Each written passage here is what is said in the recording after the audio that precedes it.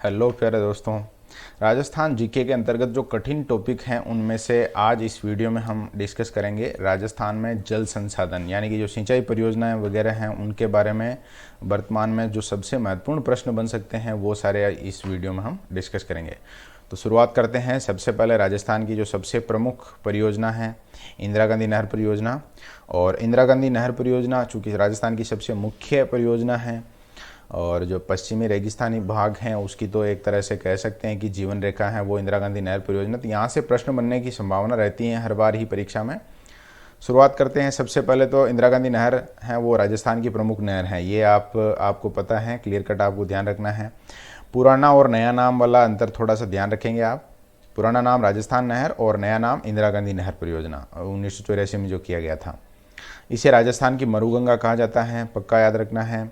और सिंचाई के अलावा ये पेयजल और औद्योगिक कार्यों के लिए भी इससे जल उपलब्ध होता है। चूरू, गंगानगर, हनुमानगढ़, बीकानेर, जैसलमेर, बाड़मेर और नागौर ये मुख्यतः लाभ लेने वाले ज़िले हैं। जोधपुर भी हैं इसमें। राजस्थान नहर सतलज और व्यास नदियों के संगम पर निर्मित हरिके बांध से निकाली गई हैं। ये आपको बहुत अच्छे से याद रखना है कि ये नहर कहाँ से निकाली गई हैं। तो हरिके बांध सतलज और जो सतलज और व्यास नदियाँ हैं वहाँ से, उनके संगम से।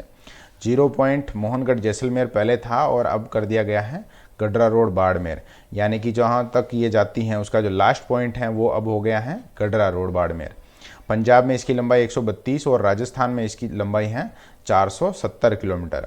साथ ही साथ सिंचित क्षेत्र, यहाँ से प्रश्न बन सकता है कि लगभग कितने लाख हेक्टेयर क्षेत्र पर सिंचाई की जाती है। तो आप ध्यान देंगे 19.63 लाख हेक्टेयर क्षेत्र पर है वो इससे सिंचित होता है। इस प्रकार का आंकड़ा हमारे सामने है। महत्वपूर्ण और जो फैक्ट हैं इसके बारे में, उसमें एक तो लिफ्ट नहरें कितनी हैं पूछा जा सकता है। तो 7 लिफ्ट नहरें हैं, याद रखना है। और सातों की सातों लिफ्ट नहरें किस तरफ हैं तो आपको ध्यान रखना है, ये सारी लिफ्ट नहरें हैं जो नहर की बाईं तरफ हैं। 9 शाखाएं, ये दाईं तरफ हैं शाखाएं, ये ध्यान रखना आपको। नवनिर्मित निर्माणाधीन लिफ्ट नहर है वो बाबा रामदेव के नाम से हैं। और भैरवदान चालानी एक प्रस्तावित लिफ्ट नहर है। इस पर यहाँ की समस्या के बारे में पूछा जा सकता है तो सेम की समस्या यहाँ बहुत ज़्यादा है, या जो भूमि है उसके लवड़ीय होने की समस्या बहुत ज़्यादा है। तो ये आप समझ सकते हैं, सेम की समस्या का मतलब जल भराव की समस्या। एक तरह से वहाँ क्योंकि खूब सारा पानी आता है तो ज़मीन में भर जाता है, और जब वो नीचे जाता है तो वहाँ क्या जिप्सम की कठोर परत है तो पानी पूरा अंदर नहीं रिस पाता है और वहाँ से वापस वो ऊपर की तरफ आने लग जाता है। और ऊपर की तरफ जब आता है तो अपने साथ कुछ लवण वगैरह लेके आता है और सरफेस पे छोड़ता है धरती के, तो वो जो अनुपजाऊ हो जाती है ज़मीन। तो ये सेम की समस्या कहलाती है। झुंझुनू, सीकर, नागौर, बाड़मेर में केवल पेयजल ही, ये आपको याद रखना है। जो 4 जिले हमने डिस्कस किया, झुंझुनू, सीकर, नागौर और बाड़मेर, यहाँ केवल पेयजल उपलब्ध होता है इससे। फीडर की लंबाई 204 किलोमीटर है कुल, जिसमें से 174 आउट ऑफ राजस्थान में है और 34 किलोमीटर है वो राजस्थान में। मुख्य नहर है उसकी जो लंबाई है वो 445 किलोमीटर है। अब बात करते हैं इसका जो प्रारूप है वो सबसे पहले कौन लेकर आए, तो कंवर सेन नामक एक इंजीनियर हैं, उन्होंने 1948 में इसका प्रारूप है वो गवर्नमेंट के सामने रखा था। 31 मार्च 1958 को इसकी आधारशिला रखी गई थी। केंद्र में गृह मंत्री थे तत्कालीन गोविंद वल्लभ पंत, उन्होंने इसकी आधारशिला रखी थी। और नामकरण है वो 2 नवंबर 1984 को इसका नाम है वो राजस्थान नहर से इंदिरा गांधी नहर हो गया। ये भी याद रखना है, प्रश्न बन सकता है इंदिरा गांधी नहर नाम कब किया गया, तो 1984। लिफ्ट नहरें हैं सातों, वहाँ से प्रश्न बनने की संभावना हर बार रहती है परीक्षा में। तो आप देखिए लिफ्ट नहर है उसका उपनाम और वो किन किन जिलों में है, तो ये तीनों ही चीज़ें डिस्कस करेंगे यहाँ प्रत्येक लिफ्ट नहर में। चौधरी कुंभाराम लिफ्ट नहर, इसी को नौहर साहबा लिफ्ट नहर के नाम से जानते हैं। ये हनुमानगढ़, चूरू, बीकानेर और झुंझुनू 4 जिलों में ये जल उपलब्ध करवाती है। कंवर सेन जो कि सबसे लंबी लिफ्ट नहर है, इसी को बीकानेर लूणकरणसर लिफ्ट नहर कहा जाता है। और बीकानेर गंगानगर में ये जल उपलब्ध करवाती हैं। सबसे लंबी लिफ्ट नहर है, याद रखना, प्रश्न बन सकता है यहाँ से कि जो लिफ्ट नहरें हैं उनमें से सबसे लंबी लिफ्ट नहर कौन सी हैं। पन्नालाल बारूपल लिफ्ट नहर, ये गजनेर लिफ्ट नहर के नाम से भी जानी जाती हैं। बीकानेर और नागौर 2 जिलों को ये जल उपलब्ध करवाती हैं। वीर तेजाजी लिफ्ट नहर, इसी को भैरुदान बांगड़सर लिफ्ट नहर कहा जाता है, बीकानेर में जल उपलब्ध करवाती हैं। इसी प्रकार डॉक्टर करणी सिंह, उनके नाम से जो लिफ्ट नहर है उसी को कोलायत लिफ्ट नहर कहा जाता है, जोधपुर और बीकानेर में ये जल उपलब्ध करवाती हैं। गुरु जाम्बेश्वर, उसी लिफ्ट नहर को फलोदी लिफ्ट नहर के नाम से भी जानते हैं, जोधपुर, बीकानेर और जैसलमेर 3 जिलों में ये जल उपलब्ध करवाती हैं। और 7वें नंबर की है जय नारायण व्यास लिफ्ट नहर, ये पोखरण लिफ्ट नहर भी कहलाती हैं और जैसलमेर तथा जोधपुर 2 जिलों में ये जल उपलब्ध करवाती हैं। तो यहाँ सबको देखने पर सार रूप में हम बात कर सकते हैं। एक तो वीर तेजाजी जो लिफ्ट नहर है वो केवल एक ही जिले के लिए है, या सबसे लंबी लिफ्ट नहर है वो कंवरसेन लिफ्ट नहर है। सबसे ज़्यादा जिलों को पानी उपलब्ध करवा रही है तो वो है चौधरी कुंभाराम लिफ्ट नहर। ठीक है, आगे बात करते हैं। यहाँ एक मैप बना हुआ है, ये जो परियोजना है उसका एक थोड़ा दिमाग में आपके व्यू बन जाए। यहाँ पर तो है हरिके बैराज, यहाँ से ये मुख्य फीडर है जिसकी लंबाई है 200, अभी आपने देखा था 204 किलोमीटर, जिसमें राजस्थान में है कुछ भाग और कुछ है राजस्थान से बाहर यानी कि पंजाब और हरियाणा में है। और उसके बाद ये मुख्य नहर है, और मुख्य नहर जो टेल है उसका वो बाड़मेर के कहाँ तक है, गडरा रोड तक है। तो ये आपको ध्यान रखना है। अब लास्ट पॉइंट हो गया इसका गडरा रोड, पहले था मोहनगढ़ वो जैसलमेर का, अब मोहनगढ़ से बढ़ाकर इसको कहाँ तक ले लिया गया है, गडरा रोड बाड़मेर तक। और जो लिफ्ट नहर है उनकी स्थिति इस नहर में इस तरफ है, ये आप समझ ही पाएंगे। ये भाग है वो मुख्य नहर है, जो नहर है उससे ऊंचा है यानी कि लिफ्ट नहरें वहाँ काम कर रही हैं, और इस तरफ जो शाखाएं हैं वो निकाली गई हैं। आगे देखिए, जल संसाधन के अंतर्गत ही 2016 में जो भूजल स्थिति रिपोर्ट आई थी उसके अनुसार राजस्थान की क्या स्थिति है। तो यहाँ से प्रश्न बनने की संभावना पूरी है, क्योंकि ये एक महत्वपूर्ण विषय है भूजल वाला।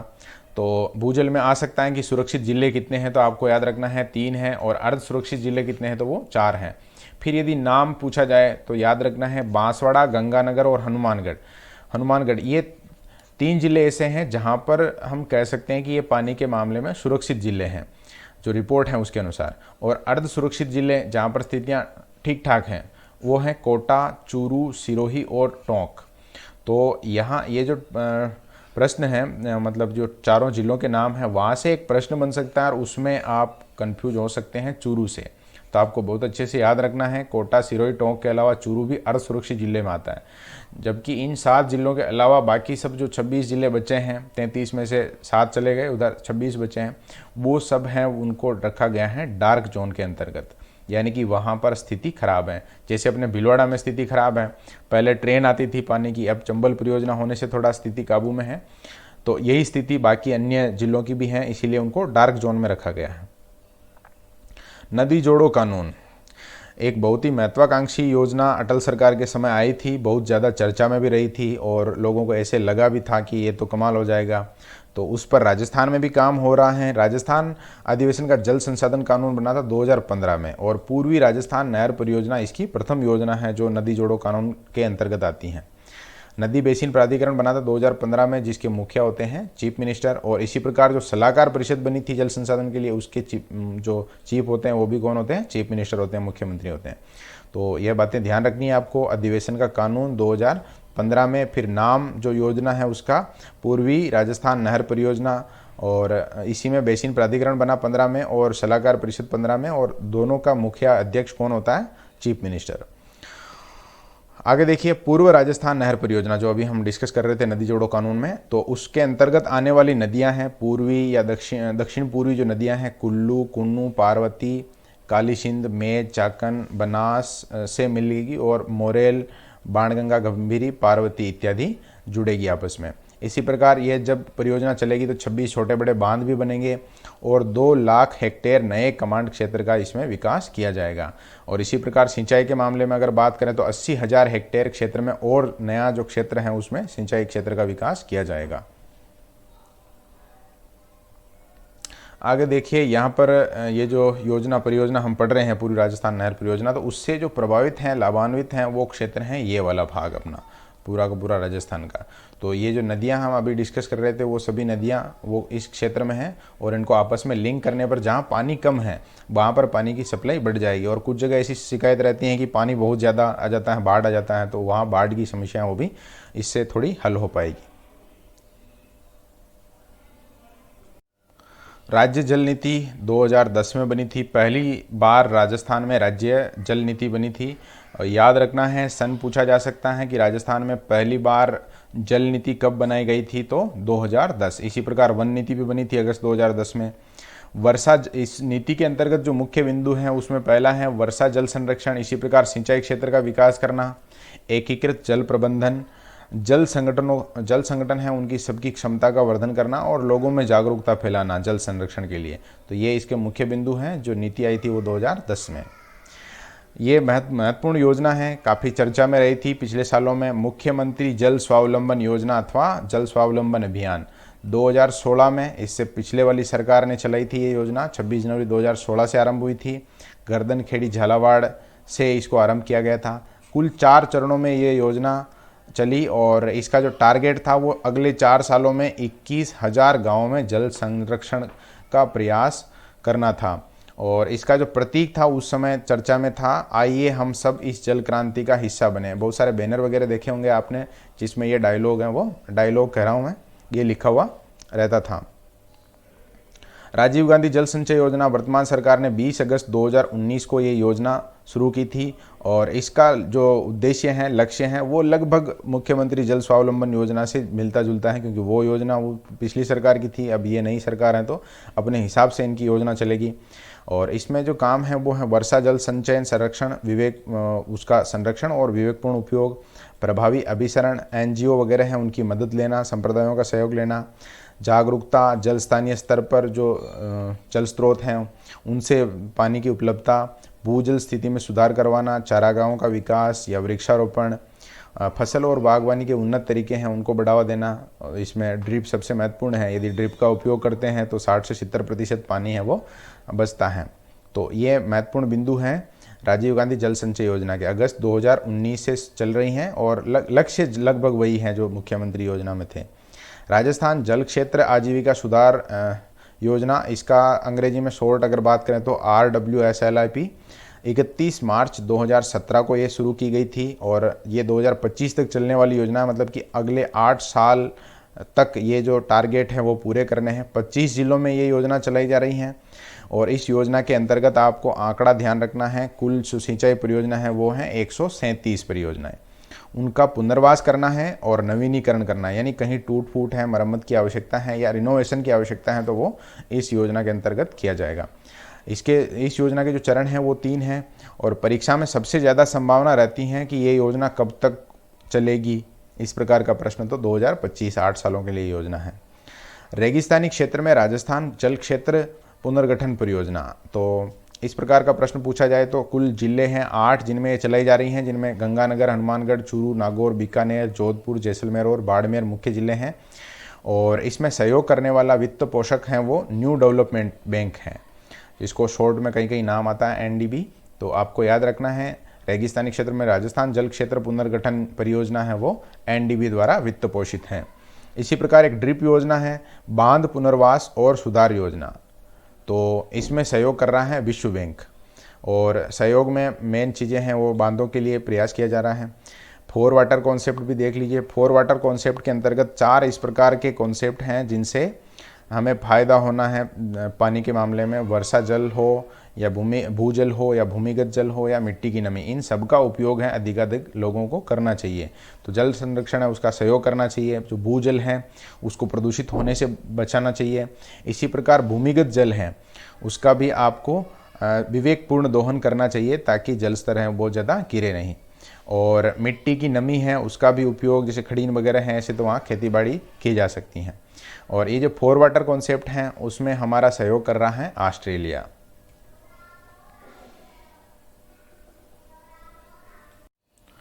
यूरोपियन यूनियन राज्य सहभागिता कार्यक्रम, तो ये क्या है कार्यक्रम, तो निजी आधारित सुधार जल क्षेत्र में करने के लिए ये कार्यक्रम चलाया गया था 2007 में और यूरोपियन यूनियन का इसमें सहयोग था। 26 NGO इसके अंतर्गत काम कर रहे थे और ये परियोजना चली थी 11 जिलों में। पश्चिमी राजस्थान के 11 जिले हैं, बस आपको राजसमंद ध्यान रखना है, ये थोड़ा कंफ्यूज करता है। बाकी पाली, जोधपुर, नागौर, बाड़मेर, सीकर, झुंझुनू, चूरू, बीकानेर, जालोर और जैसलमेर। इनमें प्रश्न यदि पूछा जाए कि निम्न में से कौन शामिल नहीं है इस प्रकार में, तो वहाँ ध्यान रखना है राजसमंद उसमें शामिल हैं। ग्राम पंचायत को मुख्य मानते हुए योजना लागू की गई थी। ये सीकर, झुंझुनू, राजसमंद, चूरू, बीकानेर, जालोर और जैसलमेर में, यानी कि यहाँ पर जो हेड हैं, मुखिया हैं, लागू करने वाला है, वो ग्राम पंचायत को दे दिया गया अधिकार और प्रत्येक ग्राम पंचायत पर अलग अलग ये योजना लागू की गई। आगे है राष्ट्रीय जल विज्ञान योजना, ये केंद्र सरकार द्वारा 2016-17 में लाई गई थी सूखा प्रबंधन के लिए। 100% इसमें केंद्र की भागीदारी है। मुख्य विचार वो सूखा प्रबंधन है, और सूखा प्रबंधन के लिए करेंगे क्या, तो उसमें जल उपयोग दक्षता है, उसमें सुधार इनका मेन विचार है। और जल उपयोग दक्षता का मतलब यही है कि कुछ ऐसी तकनीकें विकसित की जाए जिससे पानी का अधिकतम उपयोग किया जा सके, कम पानी से ज़्यादा उत्पादन है वो लिया जा सके। माही बांध, जवाई बांध, गुडा बांध, भाखड़ा नहर प्रणाली, गंग नहर और नर्मदा नहर, ये इसके अंतर्गत शामिल किए गए हैं जहाँ पर इस परियोजना को लागू किया गया।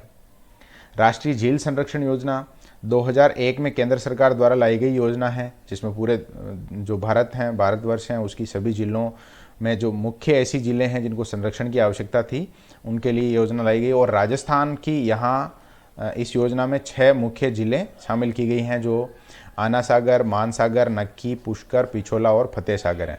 परीक्षा में प्रश्न बन सकता है कि निम्न में से कौन सी शामिल नहीं है, तो आपको ये 6 नाम याद रखने हैं, जो अलग आएगा वो आंसर रहेगा। आना सागर अजमेर में है, मानसागर जयपुर में है, नक्की सिरोही, माउंट आबू सिरोही, पुष्कर अजमेर में है, पिछोला और फतेह सागर दोनों उदयपुर में है। राजस्थान लघु सिंचाई सुधारीकरण परियोजना 31 मार्च 2005 को शुरू हुई ये योजना, और जायका द्वारा इसमें आर्थिक सहयोग किया गया। 26 जिलों में ये योजना लागू हैं और 518 लघु सिंचाई परियोजनाएं इसके अंतर्गत सुधारी जा रही हैं। सुधारीकरण परियोजना मतलब वहाँ पर काम किया जा रहा है। ये जापान की एजेंसी हैं, आप जानते हैं बहुत अच्छे से, जो आर्थिक सहयोग कर रही हैं इसमें। परवन बहुउद्देशीय परियोजना झालावाड़ के अकाउत गांव में स्थित हैं, और इससे 1821 गांवों को पेयजल के लिए पानी उपलब्ध करवाया जा रहा है। इसी प्रकार कोटा, बारां और झालावाड़ यानी कि 3 जिलों में सिंचाई भी लगभग 2,14,000 हेक्टेयर में हो रही है। और यहाँ पर छोटा विद्युत उत्पादन का संयंत्र भी लगाया गया है, जिससे 2970 मेगावाट प्रति वर्ष विद्युत भी प्राप्त हो रही हैं। कुछ मध्यम परियोजनाएं हैं जिनके बारे में आपको बहुत अच्छे से ध्यान रखना चाहिए। परीक्षा में सीधा या तो योजना का नाम देकर पूछा जाएगा किस जिले में है, या फिर किसी जिले का नाम दे दिया और कि इसमें कौन सी योजना है, तो या फिर मिलान वाले प्रश्न आ जाते हैं, तो वो याद रखना है आपको। सबसे पहले ताकली कोटा में है, पिपलाद झालावाड़ में है, गागरोन झालावाड़ में है। कुछ नाम ऐसे हैं जो आप जीके में पढ़ते हैं तो उस आधार पर भी सही हो जाएंगे, लेकिन कुछ नाम ऐसे हैं जो कठिन हैं और याद रखने आपको। जवाई नहर पाली में है, पश्चिमी बनास सिरोही में, बड़गांव चित्तौड़गढ़ में, राजगढ़ झालावाड़, पार्वती धौलपुर, मेजाबांध भीलवाड़ा में है, बहुत अच्छे से जानते हैं आप, कोठारी नदी पर। गुडा बूंदी, मोरेल सवाई माधोपुर, अलनिया कोटा में है, और वागन चित्तौड़गढ़ में है। इसी प्रकार अंधेरी हैं वो बारां में है, गरदड़ा बूंदी में है, मनोर थाना झालावाड़ में है, हथियादे बारां में, औरई चित्तौड़गढ़ में, हरिश्चंद्र सागर कोटा में है, परवन लिफ्ट नहर वो बारां में है, चौली परियोजना है झालावाड़ में, सोम कमला अम्बा डूंगरपुर में है। इस प्रकार ये कुछ महत्वपूर्ण जो सिंचाई परियोजनाएं थी, या जो जल संसाधन के मामले में जो भारत की स्थिति है उसमें राजस्थान की स्थिति और ख़राब है, तो वहाँ पर कुछ ऐसी योजनाएं हैं जो केंद्र भी लेकर आया है और राजस्थान सरकार भी इसके लिए प्रयास कर रही हैं। तो एक बार आप बहुत अच्छे से दोहरान कर लेना। ये टॉपिक भी महत्वपूर्ण है और परीक्षा में मेरिट स्टैंड करने वाले टॉपिकों के अंतर्गत आता है, क्योंकि विद्यार्थी इसको ऐसे ले लेते हैं कि वह ठीक है, एक आध बार पढ़ के छोड़ देते हैं, और कठिन प्रश्न यहाँ से बनता है, फैक्ट भी हैं बहुत सारे। तो आप एक बार अच्छे से रिवाइज कर लेना, नोट्स बना लेना इसके, और बार बार रिवाइज करते रहना, जो परीक्षा में यहाँ से कोई प्रश्न अपना गलत नहीं होगा। और ये जो वीडियो हैं उसमें पीपीटी हैं वो गोविंद ने उपलब्ध करवाई थी, तो धन्यवाद गोविंद का, और बाकी सभी विद्यार्थी जो सहयोग कर रहे हैं उन सबका धन्यवाद। और वीडियो अगर यहाँ तक आपने देखा है, समझा है, तो निश्चित रूप से मैं मानता हूँ इस टॉपिक से कोई प्रश्न आपका आएगा वो गलत नहीं होगा। यदि कोई कॉन्सेप्ट समझ में नहीं आता तो आप बहुत अच्छे से एक बार वापस देख सकते हैं, नोट्स बना सकते हैं, रिवाइज कर सकते हैं। ओके, धन्यवाद दोस्तों।